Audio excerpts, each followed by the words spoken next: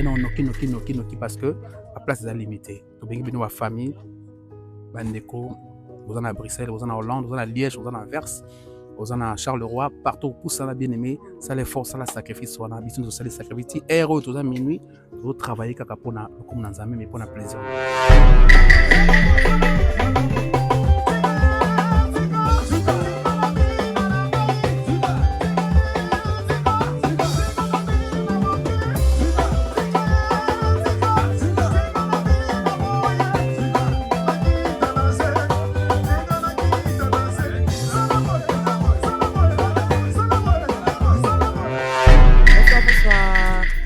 Alors, je vous invite tous ce vendredi 25 octobre, ne ratez pas, ne manquez pas, que ce soit les Belges, que ce soit les Français, nous sommes voisins, vous pouvez vous déplacer.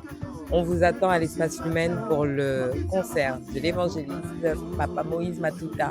Venez nombreux, on va célébrer le Seigneur. Bye!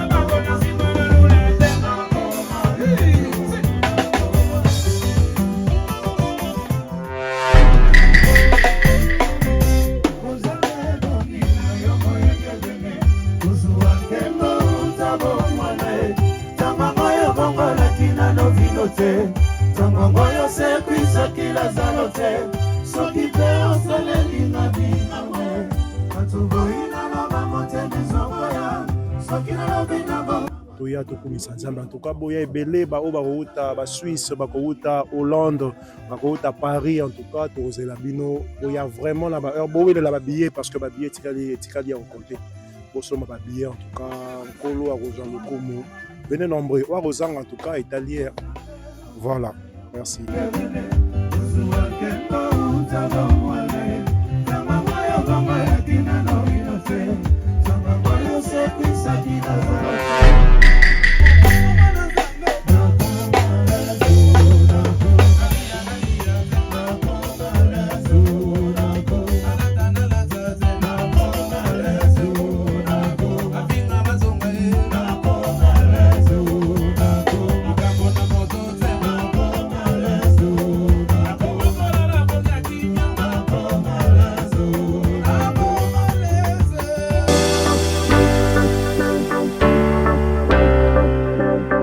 La maison Hostelmac pour tous vos événements, mariage, anniversaire, baptême, baby shower et autres. La maison Hostelmac est là pour réaliser et personnaliser tous vos gâteaux selon vos thèmes et vos envies.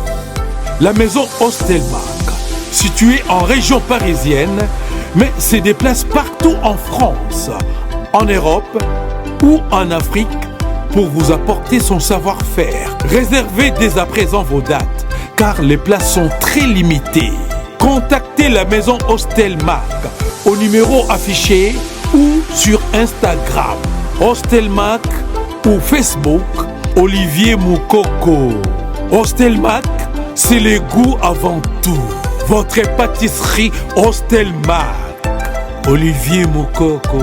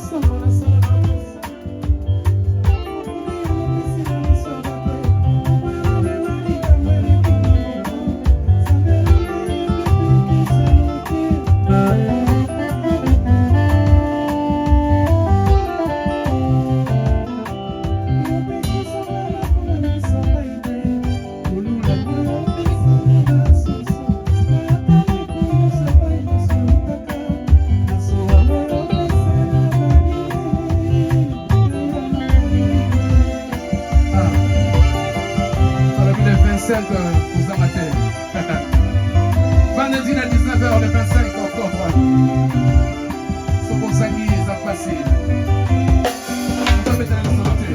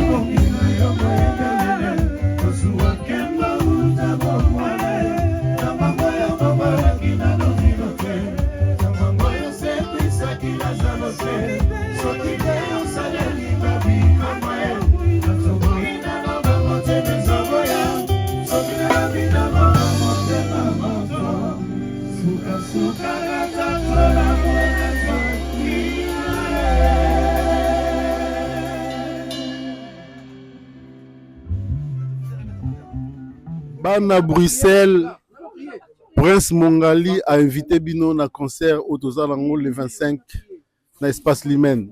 Bino Boyebi na Yaka Mabe, donc nous sur l'équipe bien, tout préparer tout c'est bon. Donc Toza prêt pour affronter journée wana. Na invité Bana Nyon surtout ba papa, ba maman, ba jeune, on se voit na Bruxelles, Ndinga, Hollande, Allemagne, Paris. Tout kuta na pona kumisa Nzambe. Amen.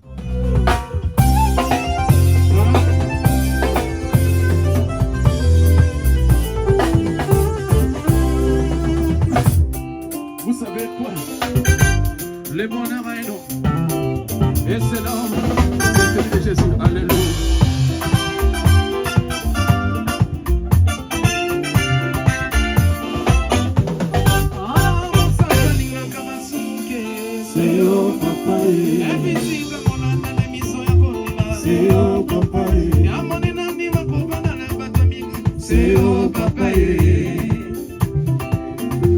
c'est au papa c'est au papa c'est au papa c'est au papa c'est au papa atana moyo nazosutuka nazoluka yo lisusu wasana yo isilite awana mekibola munda yo nakusani lisusu pindi na yo lipuso na yo shiloe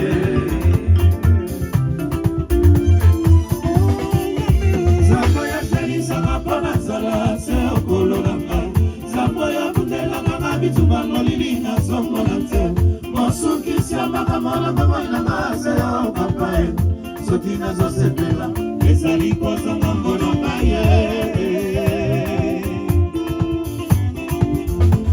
Bonsoir, bonsoir. Alors, je vous invite tous ce vendredi 25 octobre. Ne ratez pas, ne manquez pas, que ce soit les Belges, que ce soit les Français, nous sommes voisins, vous pouvez vous déplacer. On vous attend à l'espace Lumen pour le concert de l'évangéliste Papa Moïse Matuta. Venez nombreux, on va célébrer le Seigneur. Bye!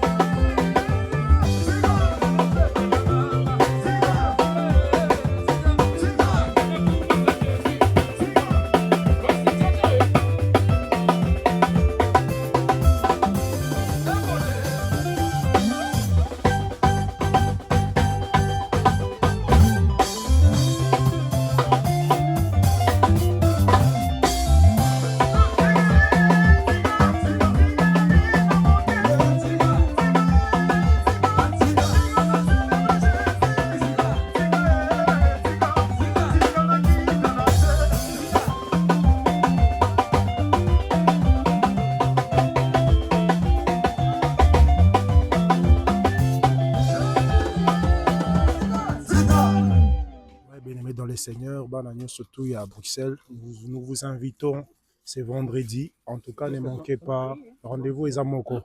Bana na Nzambe, boya tokumisa, tobinela Nzambe na papa na biso Moïse Matuta. En tout cas, la surprise est belée. En tout cas, sur vos zangi journango, na évité quoi, na évité. Donc, venez nombreux, tobine l'ancolo, to sange l'ancolo, c'est vendredi. Vendredi au Kaka, le 23, le 25. Vendredi le 25 au Kaka. On a à Bruxelles, un espace lumen. Toya tokumisa Nzambe. En tout cas, boya ebele, ba o ba kouta, ba Suisse, ba kouta Hollande, ba kouta Paris. En tout cas, to la bino, boya vraiment la ba heure, boya la ba billet parce que ba billet tikali à compter. Boso ma ba billet en tout cas, Nkolo a rejoint le Como. Venez nombreux. Ouarozang, en tout cas, italien. Voilà. Merci.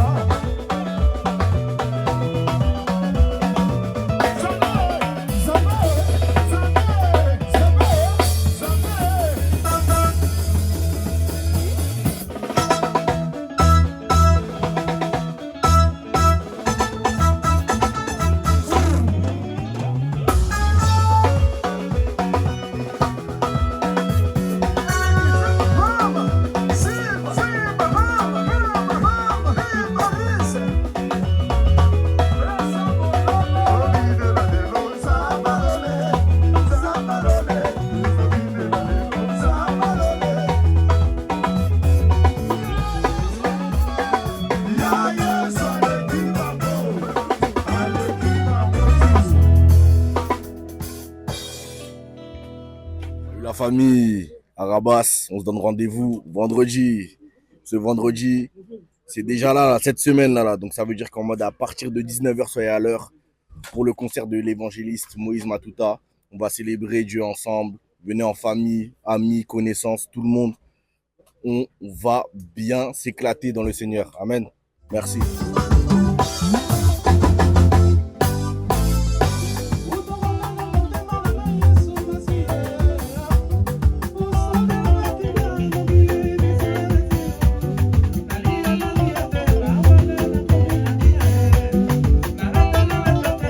Oh,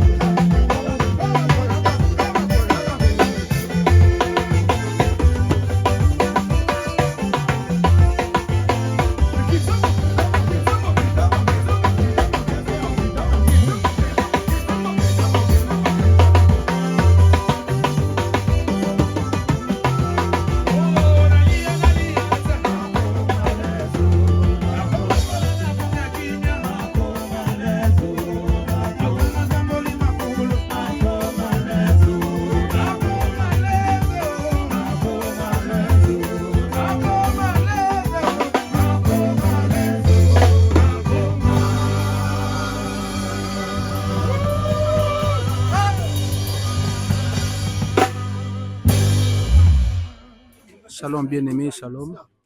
Oyokuta biso awa en pleine répétition, on vient juste de finir. Il est minuit. Nous sommes tous là, donc on s'est donné à fond, on est transpiré, de toquer, à retrait tout ça là pour que yo sepela nzamba zolokum. Alors Alors, tu es invité le 25. S'il te plaît, le 25, à partir de 19h, déjà, tu as la salle espace humaine à Bruxelles, la chaussée de Brondal, Boya et Belé, tout ça, de l'Anzambé, et Babié, comme presque le Cycle. Donc, ça est fort, ça est noki, aux habillés en ligne, et na présentiel, puis na salle, ce qu'on commet, qui billet, les ananou, pour donc, ça est fort, mais nous avons conseillé aux soirs, bien non, noki, parce que la place est limitée. Donc, bien, la famille, Bandeko, vous en à Bruxelles, vous en à Hollande, vous en à Liège, vous en à Anvers, vous en à Charleroi, partout pour ça, bien aimé, ça les force, ça la sacrifice, on a besoin de ça les sacrifices. Héros, tout ça, minuit, vous travaillez comme dans un mais pour un plaisir. Donc, pour ça, tu ne sais pas ce que Dieu peut faire. Peut-être prière au sali, peut-être jeûne au sali, réponse dans la célébration. Il y a qu'au sein de l'Anzambé en attendant, mon abola, mon zamba boxi pour national. Donc, à chaque fois, on zamba sali déjà et les cocaïnes on zamba bombi. C'est comme un monza mabombi et puis ça me l'a pour le vendredi. Toko y'a besoin surtout. Il y a quand on a mutana pour ça que c'est le quoi besoin d'Anzambé. Viens avec le cœur de recevoir quelque chose de la part de Dieu. Viens et je sais que Nzamba a kosakate a resangate ko sala sobolam. Si Nzamba lola pambola bino dans la propre yaka au centre de l'Anzambé. Dieu vous bénisse, on est ensemble. Il n'y a pas de souci.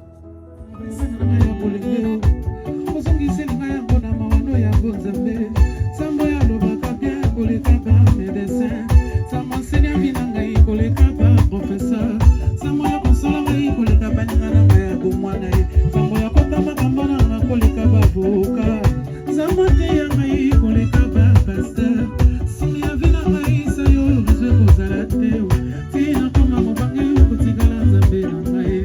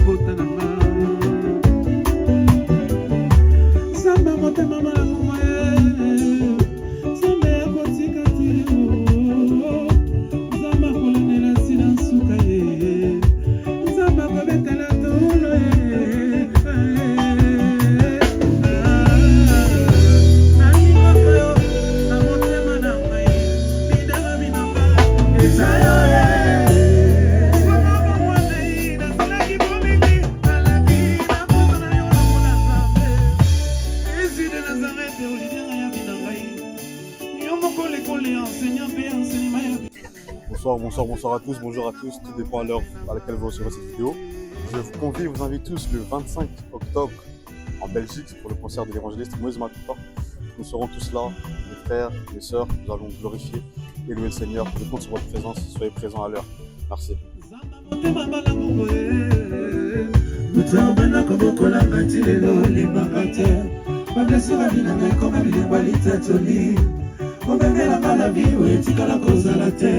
Negana natia na mana joto mula mlela tangai tina koma mubange yoko tikala nzambe na ngai malaki yoe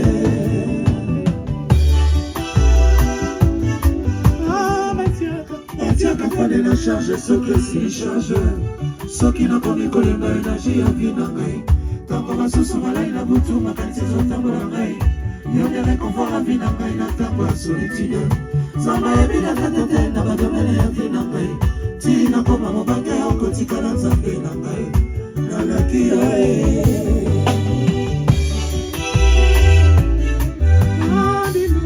biloko nabongisa na mera na ngai ya bolenge ozongiseli ngai yango na mawano ya bonzambe. Oui, bien aimé, tu invité Bino le 25 en Belgique. Oui, il y a vraiment Ebélé, tout c'était là avec notre papa Moïse Matouta. Et tout Sankolo, Banzem Bolina Rezali, Natila Motema, et Banzem Basikizali, dans l'espace humain en Belgique. Donc, tous allez Belé, tous célébrer le nom de Jésus-Christ. Donc, venez nombreux, babiller déjà bientôt là, et aussi là. Boya Bosomba déjà, et babiller, et tout comme Sanzambe, le monde à Bandeko. Voilà, c'est votre frère Jimmy, adorateur. Merci.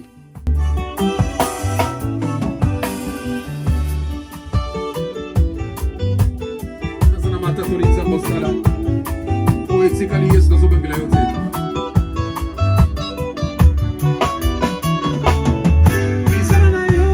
Misala na yo eza ya masapo te, bonzambe na yo ezomonana na misala, ilaka bato ekozaka kasi ya yo te Yesu.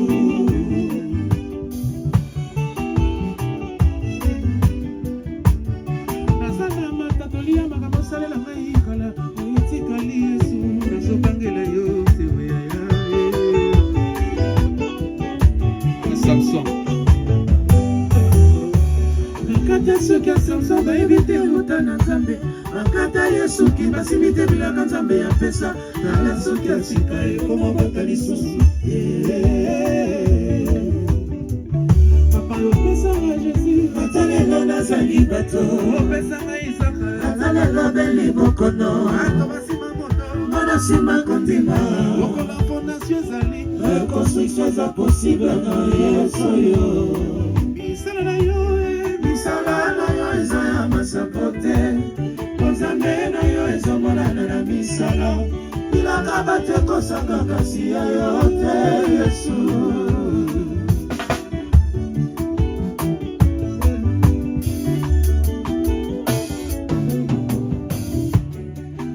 Moboko ezali lolengela osalisa bazoluka lisalisi, oyokela mawa mitindo na yo, loboko ya ngolu kitiselanga ye bakona lola.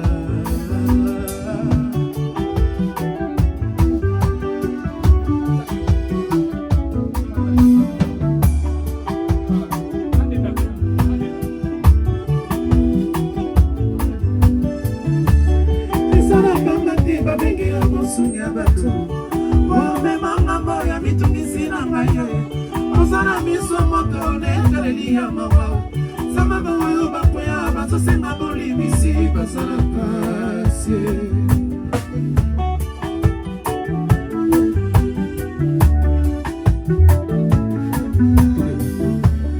Osanzamba kobelela na ntango ya pasi, ekoke ya kokota mpona kozwa lisungi, natia motema lokola mwana ya 3 ans, nazokote na motema na bonzambe.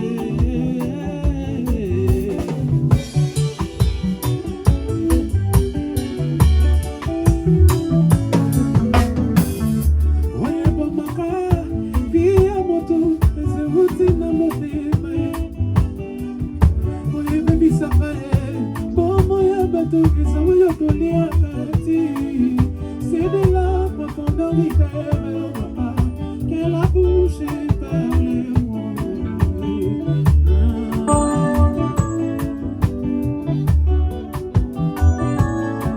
L'homme moqué au camier, la foi vient de ce que l'on entend, ce que l'on entend vient de la parole de Dieu.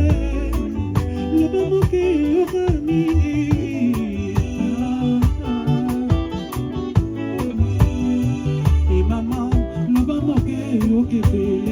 Quelquefois,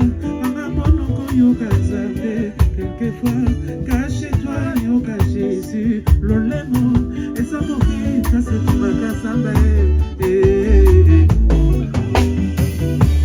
Nendimi, koli alibako kama kasina kimia na motema. Nendimi, vivre la simplicité, kozala na banina kopesa mbote.